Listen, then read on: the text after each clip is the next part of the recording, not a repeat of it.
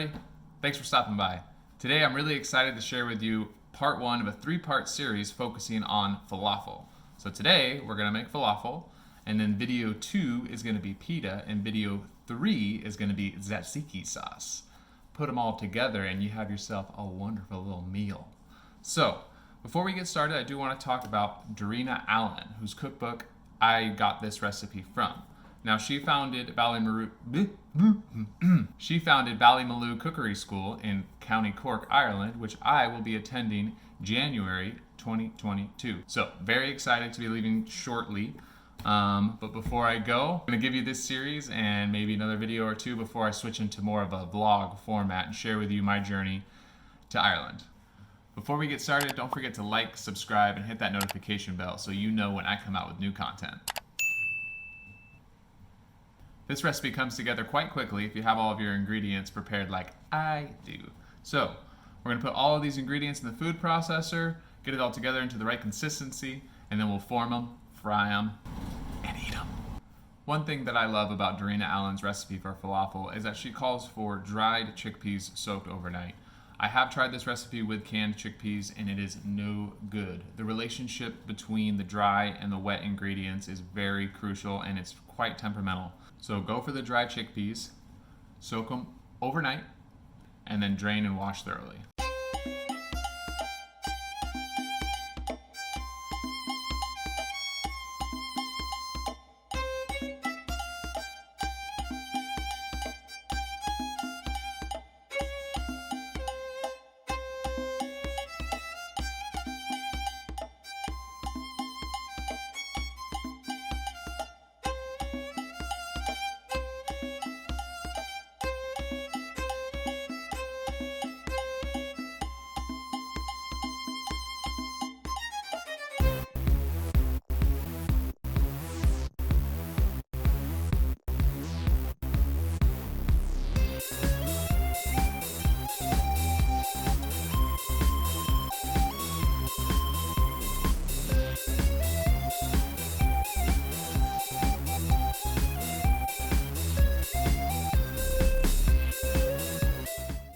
Alright, we're ready to form our falafels. Now, there are two shapes that I think are pretty useful here.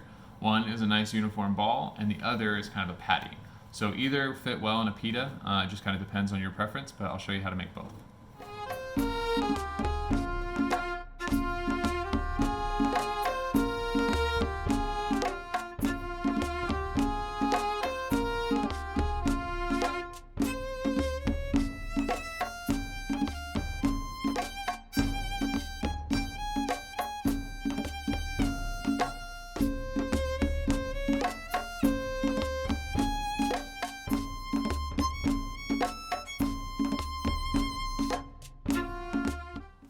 Now that our falafels are formed, we're ready to fry. So my oil is up at 325 degrees Fahrenheit. It's going to go up a little bit higher than that as well, just because as we load up our pan, the temperature is going to drop. So we want it to stick around 325. Some recipes that I have read call for a little bit of a rest time after you form your falafels. I've found with this recipe that you don't really need that, but it's always a good idea to fry off one little tester first and then see if they hold together in the pan. If they kind of start to fall apart, then you should probably just wait a little bit, 30 minutes in the fridge, let them kind of set into their structure, and then you're ready to go. All right, let's get to frying.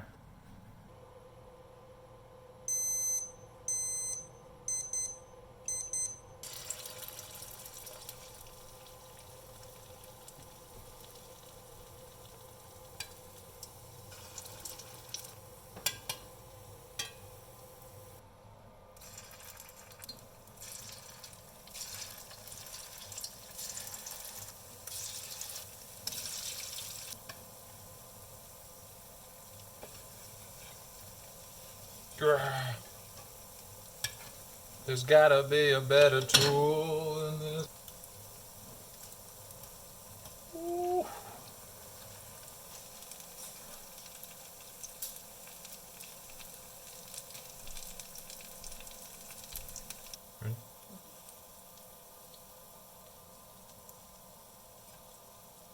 All right, we're all done. So that recipe made about 18 falafels. This is kind of a meze platter that I made here.